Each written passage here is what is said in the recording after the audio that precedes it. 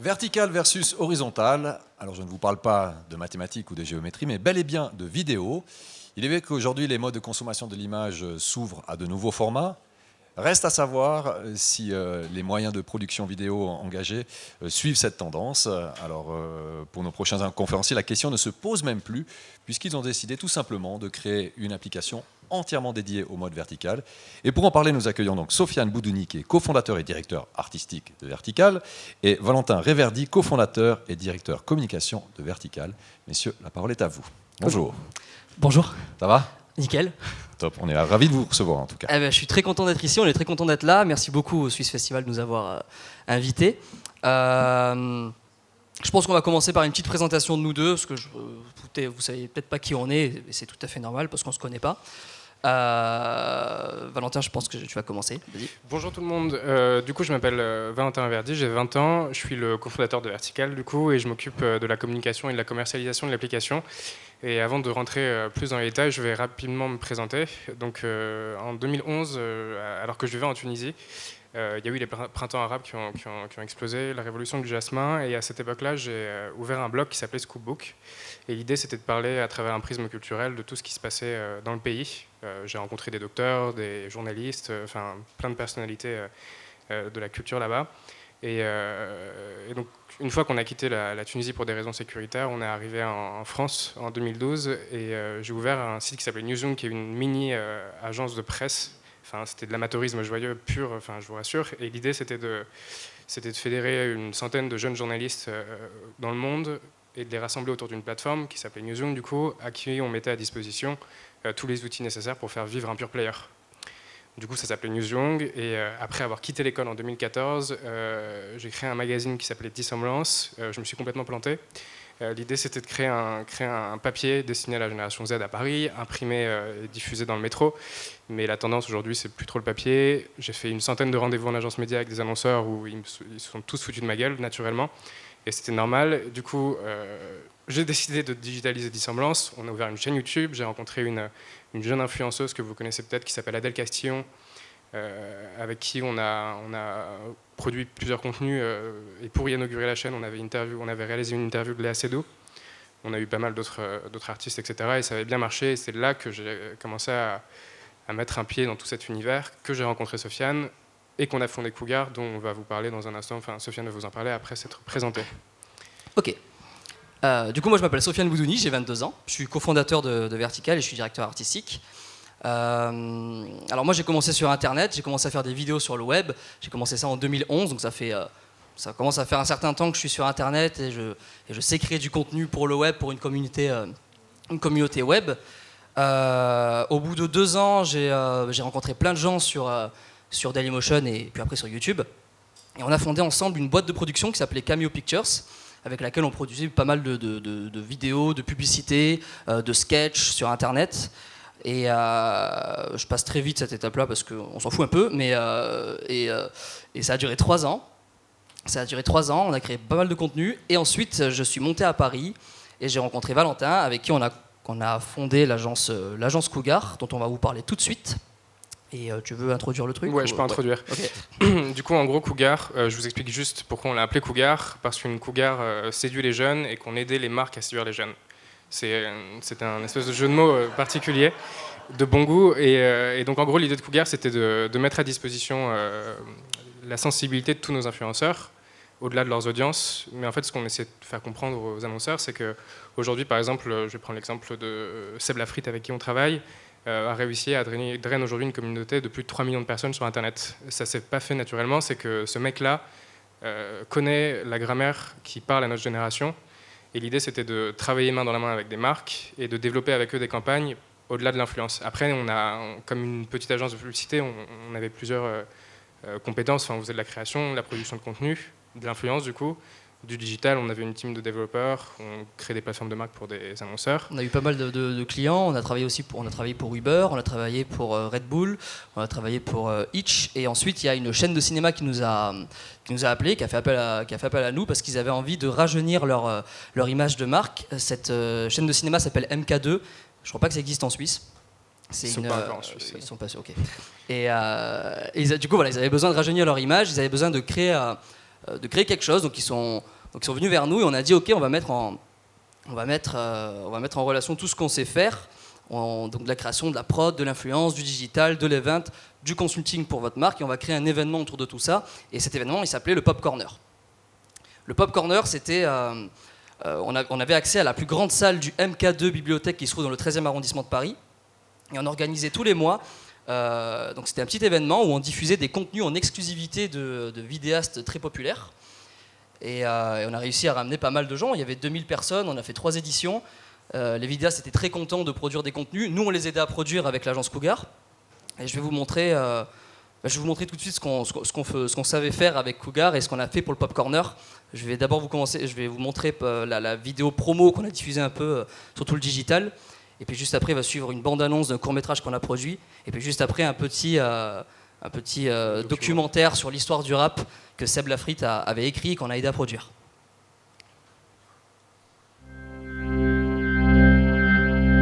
Bonjour à tous, restez attentifs, ce sera intensif mais fais ça à ton rythme. On a voulu rimer pour être inventif, on a surtout misé sur le créatif. Et si je vous disais qu'un événement mensuel naissait de vos abonnements virtuels, une fois par mois, 2 heures, 3 créateurs, nous sommes fiers de réveiller notre coq dormeur, le 29 septembre pour la première du Pop Corner. Daydream, I fell asleep amid the flowers. Tu vas rendre ce trésor au capitaine. Je te fais péter la cervelle, moussaillon. Il s'appelle Easton Ledoux. Easton Ledoux. Lieutenant Tarot, et voici mon jeune inspecteur à qui je vais laisser la parole pour qu'il se présente. Vous n'allez jamais vous en sortir face à lui. Et sachez que vos paroles ne pourront jamais ternir la fierté d'avoir fait partie de cet équipage. Alors, tu connais vraiment Abakouk? Capitaine? Bien sûr que je le connais.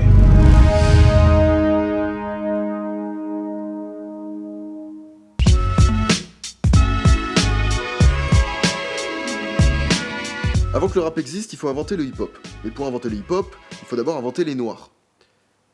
Je plaisante. Plus sérieusement, il faut que le mouvement hip-hop existe. C'est-à-dire qu'il faut remonter dans les années... Alors on remonte dans les années 70 à 80 parce que c'est là que tout le mouvement hip-hop a pris forme avec le break, le graph, le DJing, le beatboxing et le rap. Mais dis-moi, Jamy, comment un mec a réussi à créer le rap? C'est quoi la recette? Voilà. Bon, ça c'est ce qu'on savait produire, c'est ce qu'on a diffusé au Pop Corner. On a fait 3 éditions et on était très contents de cet événement en fait. Et MK2 était ravi. Et on avait envie de continuer toujours dans ce domaine, toujours dans la création de contenu, mais toujours en mettant en relation des marques avec des influenceurs, produire, diffuser, communiquer sur nos contenus. Et on s'est dit, ok, il faut qu'on trouve un nouveau projet, il faut qu'on fasse tout ça.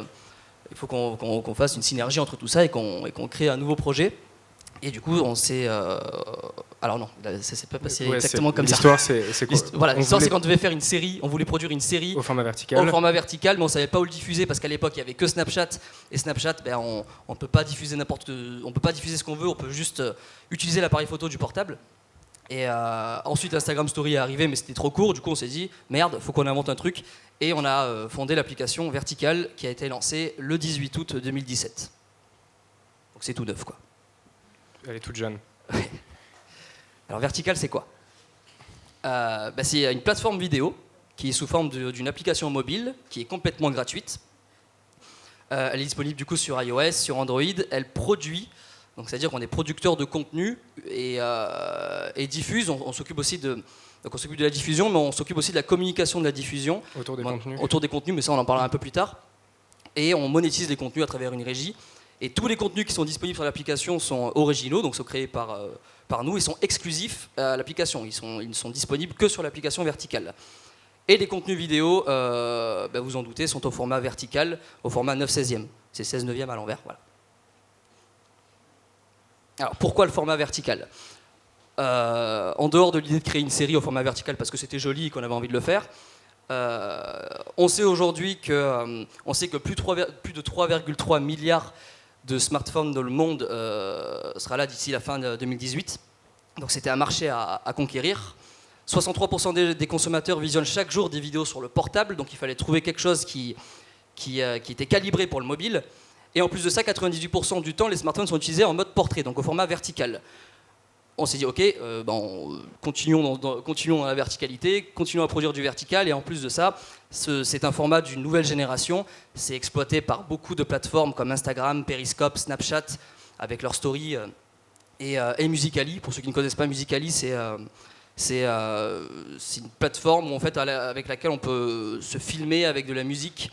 Mais voilà, on se filme toujours avec le smartphone et c'est toujours au format vertical. Donc c'est vraiment le format d'une nouvelle époque, c'est le format d'aujourd'hui. Nous, ce qu'on produit sur l'application, on a plein de thématiques. On produit de l'humour, on produit de la culture, de la fiction, de la musique, sous différents formats, que ce soit du sketch, de la série, des shortcoms. Pour ceux qui ne savent pas ce que c'est, des shortcoms, c'est comme ce qu'on peut voir à la télé, comme Caméra Café. Ce sont des petits sketchs qui se suivent, toujours dans un même concept. C'est assez court en général. On produit du vlog, mais du vlog un peu amélioré, avec un propos derrière, et pas mal d'impro. Les vidéos qu'on diffuse sont relativement courtes, elles durent entre 1 minute 30 et 5 minutes. Et c'est toujours incarné par des vidéastes populaires qui ont déjà une certaine renommée, une certaine communauté sur Internet. Je vais vous montrer un extrait d'un contenu qu'on a produit. Je vais peut-être pas montrer jusqu'à la fin parce que ça dure 2 minutes quand même. Je vous parlais d'improvisation tout à l'heure. C'est un contenu qui est totalement en impro. C'est de l'humour. J'espère que ça va vous faire rire, sinon c'est foiré. Je vous montre un extrait. Voilà, c'est trois vidéastes qui sont mis dans la peau d'experts en art et qui improvisent sur la manière de comment a été faite cette peinture, ou pourquoi l'artiste a fait ça. Et c'est l'origine du monde, c'est une vraie peinture. C'est pas un truc de cul, quoi. Quand on fait face à cette œuvre, encore plus que d'habitude, on a vraiment envie de rentrer dedans. L'origine du monde, comment faire une émission autour de la culture, autour de l'art, qu'est la peinture, sans parler de ce classique. Il a fait polémique, c'est Gustave Courbet qui l'a peint en 1886. Une peinture française, qui a été faite en France. Donc c'est une chatte française. Bien entendu, vous pouvez la retrouver au musée d'Orsay tous les lundis à 17h45 pour la regarder. Alors, à l'époque, la polémique enfle très rapidement lorsque Courbet expose l'origine du monde. Ce qu'il entend par l'origine du monde, c'est un vagin, communément. Le ramdam est tel qu'à l'époque, le grabuge fait que les hommes ne seront plus rusés. Il y a seulement un public féminin, ils ont peur de voir une chatte exposée devant eux. Alors devant une telle œuvre, les gens ont fait une sorte de révolte. C'est-à-dire qu'ils ont commencé à montrer leur chatte n'importe quoi. Je rigole. C'est pas drôle du tout. Énormément de spéculations sur l'origine, sur la personne qui pose sur ce lit. Les spéculations diront que c'était sa grand-mère qui aurait posé nue devant le petit Gustave Courbet, qui avait 12 ans à l'époque, bien sûr, et qui a peint sa grand-mère toute s'arrête nue. là. Bien évidemment, c'est une métaphore. Le monde n'est pas sorti. Ok, on va s'arrêter là, je pense. Ok, très bien. Voilà, ça c'est un type de contenu qu'on produit. C'est un total impro et les vidéastes connaissent les codes, connaissent ce que veulent leur communauté, donc ça paraît un peu bizarre à première vue. Mais c'est une vidéo qui a extrêmement bien marché sur l'application. Et là, je vais vous en montrer une autre, je ne vais pas le montrer jusqu'à la fin. C'est complètement différent, c'est un clip musical. C'est un freestyle de rap de Seb Lafrite. Et je vous le mets tout de suite.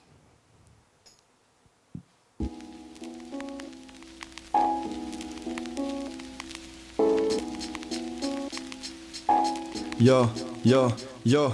On fait ça à l'ancienne, je me lançais, qu'on laisse couler. Je gère, coupe les lèvres, gère c'est comme un vrai poulet. Je te laisse douter de mon aise douter, mais sur ce coup là reste douter. Ouais s'il te plaît, si je suis mon râpé, mes doigts vont déraper. Et si je te ferme ta bouche, tu vas finir en apnée. Et si je t'affiche en douce, ça peut finir en napping. En alternative, je proposerais de faire la paix. Je fais pas l'unanimité, multifonction illimitée. Mais en toute humilité, je suis plutôt dur à imiter. Mate le tour d'avance, j'ai des cartes à jouer. Mais calme ta joie, je me cache en vacances à Carthage. Donc gardez-moi, je garde la magie, je lève mon majeur pour ton manque de mojo. Gardez-moi, je garde la magie, je lève mon majeur pour ton manque de mojo. Et j'ai percé comme un trou de shit dans le canapé. Je suis perché comme vos bullshit sur Canal+. Viens rendre visite sur la canopée. Ok, voilà, ça c'est ce genre de truc qu'on sait faire, qu'on produit, qu'on mixe, et on aide toujours le vidéaste à produire ce qu'il a envie de faire. Et on l'accompagne, et voilà, on en parlera un petit peu plus tard. Mais on ne sait pas faire que ça, on ne sait pas faire que juste des sketchs, on n'a pas envie de diffuser, on a envie d'être un vrai média. On n'a pas envie de diffuser que de l'humour ou que de la musique. On a vraiment envie de diffuser un peu de tout, de parler de tout. Et on a eu l'occasion un jour de parler de ce qu'on appelle la responsabilité universelle, qui est un mouvement qui a été créé par le Dalai Lama. Et du coup, on est allé en Inde, chez le Dalai Lama, à Dharamsala, pour interviewer le Dalai Lama. Donc on a réussi à obtenir une interview de 50 minutes avec lui. C'est Adèle, du coup une vidéaste, une influenceuse et même maintenant une actrice qui a fait ses débuts au cinéma, qui allait l'interviewer, et c'est nous qui on s'est occupé de la production, de l'organisation et voilà, de la rencontre. Je vais vous passer très rapidement les différents influenceurs avec qui on travaille. Voilà, donc Seb, que vous connaissez sûrement, Seb Lafrite, qui a déjà 113 000, il en a plus aujourd'hui, il en a 125 000 sur Vertical, 125 000 abonnés. Maxence, qui est plus dans la musique, que certains d'entre vous doivent connaître aussi. Adèle. Amixem, qui est plus dans l'humour, gaming, qui a de très gros chiffres, notamment sur YouTube, Instagram, et qui commence aussi à se développer sur Vertical. Lui c'est un petit con, c'est un connard. Faut pas voilà. Dégage-le. Je vais l'enlever. Amine, qui s'occupe un peu plus de l'urbex, donc il va aller dans des lieux un peu abandonnés. Link et Terracide, qui sont dans le gaming et dans l'humour. The Carry 78 et Kenny, qui font du gaming et de l'humour. Madiba, qui lui est canadien, donc on a commencé aussi à toucher un peu le public canadien, le public francophone, surtout le public québécois, quoi. Chelsea, qui est dans le gaming et le lifestyle. Motoki, qui lui est américain, et on a déjà des contenus avec lui sur la plateforme qui ont été pas mal vus aux États-Unis. Super connard. Et In The Panda, qui lui fait de la critique de cinéma. Tous ces vidéastes cherchent en Vertical une nouvelle manière de parler à leur communauté, une nouvelle manière de produire, de raconter des histoires, une nouvelle expérience de création de contenu. Et du coup, nous, on est là pour ça, et on a développé plusieurs processus de création et de production. D'abord, dans la création, avant de produire, du coup, il faut créer le contenu, il faut le rédiger, et on met en relation en fait des vidéastes avec des auteurs, des réalisateurs, des directeurs artistiques et des journalistes qui vont ils vont faire un contenu ensemble. Le vidéaste et les auteurs, réalisateurs, directeurs artistiques et journalistes vont trouver une synergie et vont définir ensemble un contenu qui va aller dans une même direction. Parce que ce qui est compliqué aujourd'hui avec un vidéaste, c'est qu'il a plein d'idées. Il a envie de tout faire. Et il faut ces gens-là un peu pour les rediriger et pour aussi donner un propos à ce qu'ils racontent. Et voilà. Ensuite, on passe en production. Dès que tout ça a été rédigé, on passe en production. Donc, on fait de la pré-prod basique, comme dans toutes les boîtes de prod, de la production, que ce soit en tournage, en déplacement, de la post-prod, du montage, du mixage, des effets spéciaux s'il y en a, et de la diffusion. Donc, on communique sur le contenu. Et avant de le diffuser, on l'organise, on essaie de le faire rentrer dans une grille de programme pour créer des rendez-vous avec notre communauté, avec la communauté verticale. On n'a pas envie que les vidéos soient mises en ligne à 2h du matin, à 16h le mercredi.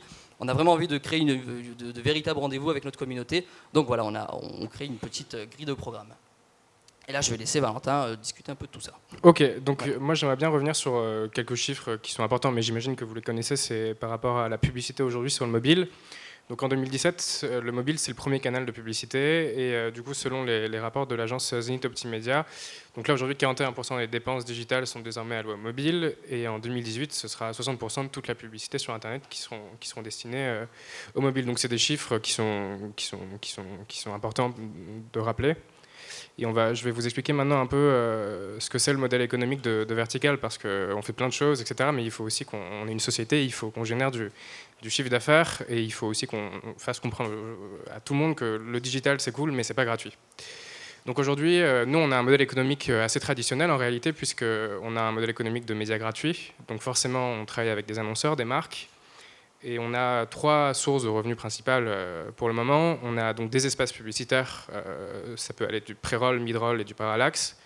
On peut faire des créations aussi sur mesure pour des marques. On a la chance du coup d'avoir aussi une maîtrise sur le format vertical. Ça nous permet de produire des contenus qui pourront être diffusés sur d'autres plateformes. Donc on peut s'intégrer facilement à un plan média. Tous les contenus qu'on peut produire pour un annonceur, il peut les réutiliser un peu partout, puisqu'aujourd'hui, comme l'expliquait Sofiane tout à l'heure, le vertical, il n'est pas que sur vertical. Il est aussi un peu partout, et on fait également de la création de publicité au format 9/16e. Donc je vais passer à la slide suivante. Donc nous, il y a quelque chose sur lequel on a vraiment voulu s'accorder, et c'est quelque chose qui est important pour nous, c'est un écosystème sain pour les marques. Je vais vous expliquer rapidement, à la différence des GAFA, par exemple, nous, on souhaite vraiment on se veut être transparent avec nos partenaires commerciaux, et c'est pour ça qu'on va prochainement être certifié par la CPM, c'est une autorité française qui contrôle nos audiences, qui les rend publiques. Pareil pour notre impression, du coup, on sera dans un rapport avec nos partenaires qui sont vraiment transparents. La plateforme, elle est maîtrisée de bout en bout aujourd'hui. On maîtrise toute la chaîne de valeur, donc la production, la diffusion. Et quand je parle de diffusion, c'est aussi la mise en avant des contenus sur la plateforme. Donc aujourd'hui, on est aussi en mesure avec nos outils de pouvoir segmenter nos utilisateurs par tranche d'âge, sexe, centre d'intérêt, zone géographique. Et le plus de vertical aujourd'hui, c'est que AdBlock ne peut pas pénétrer sur l'application. Donc toutes nos vues monétisées toutes les vues monétisées sont pas bloquées par un bloqueur de publicité.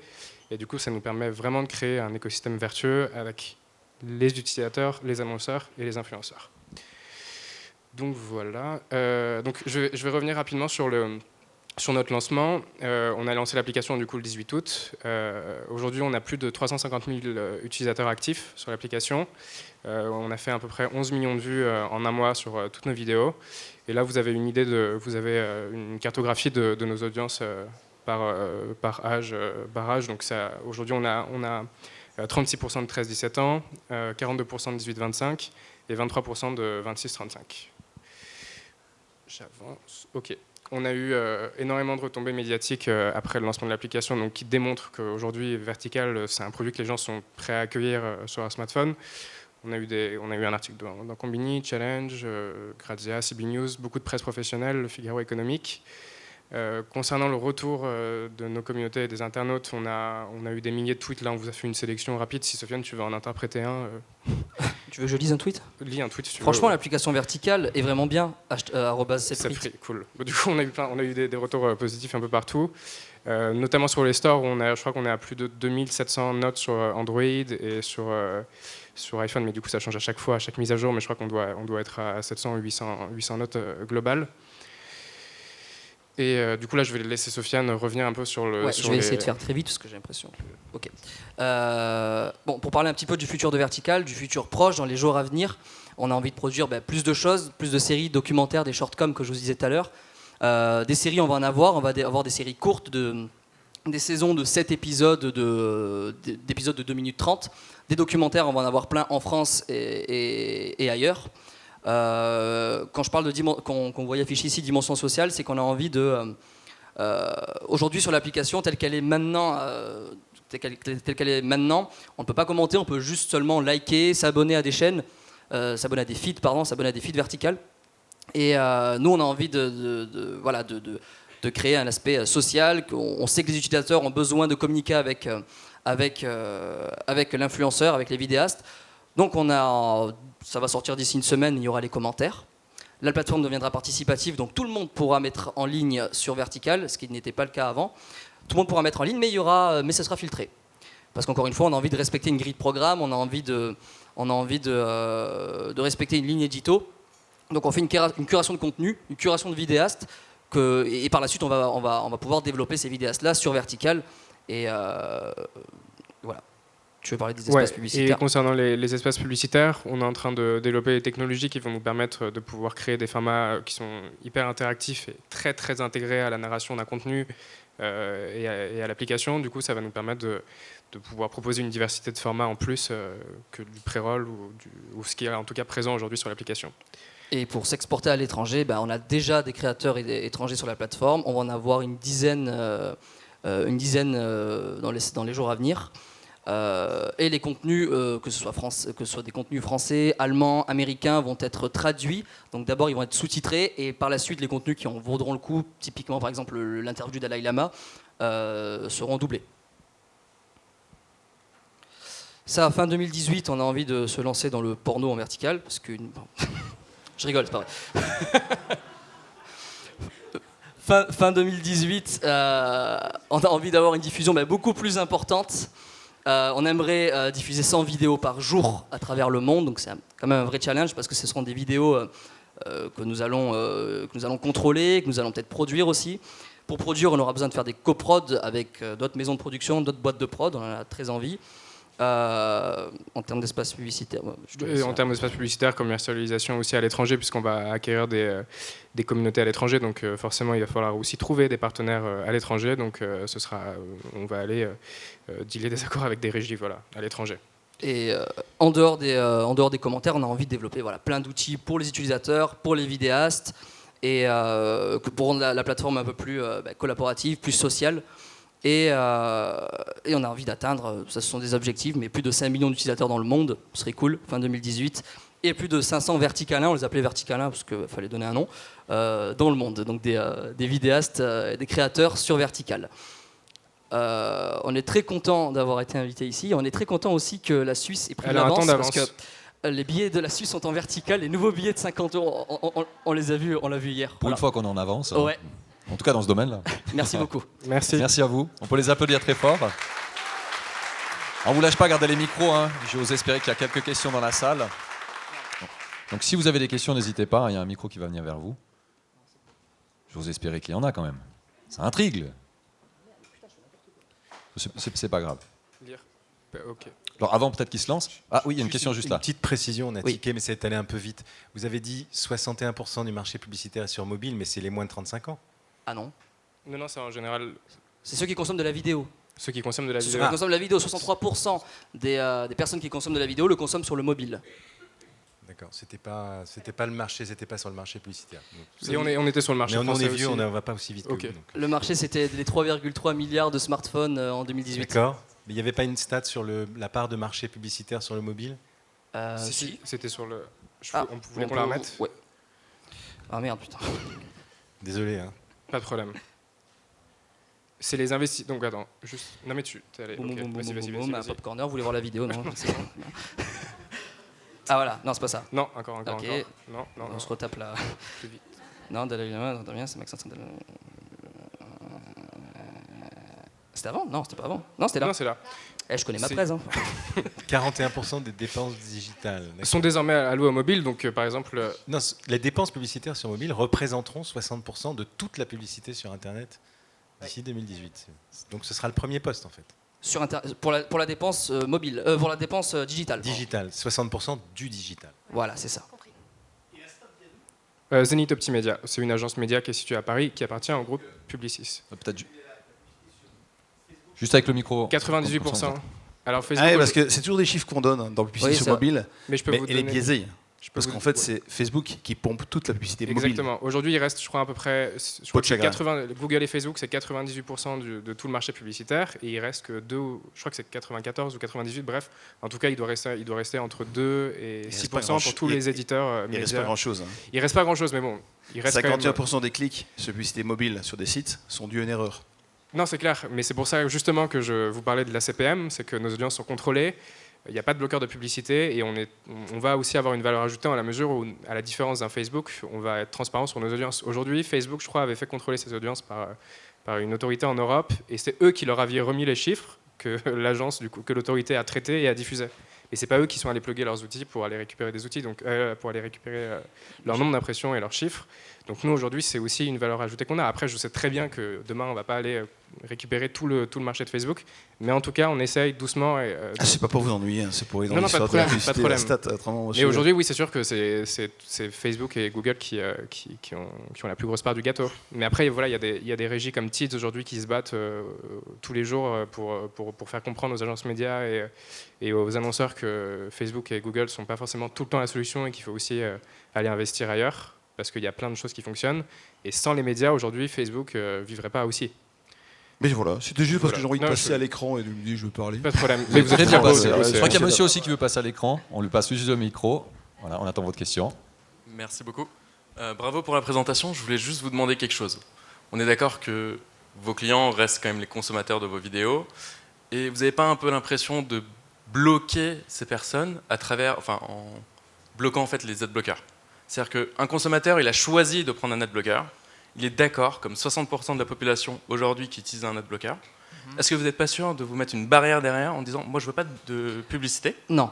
Non, en fait, alors pourquoi on utilise l'adblocker et pourquoi nos consommateurs, en tout cas, je parle de notre communauté sur Internet, pour la simple raison, et ça n'est pas à cause des publicités sur les sites, sur YouTube, sur Facebook, c'est juste à cause du streaming de films illégaux, et du coup, vu qu'il y a plein de pop-up qui apparaissent, nous on se dit, ok, adblocker, plus de pub, et on...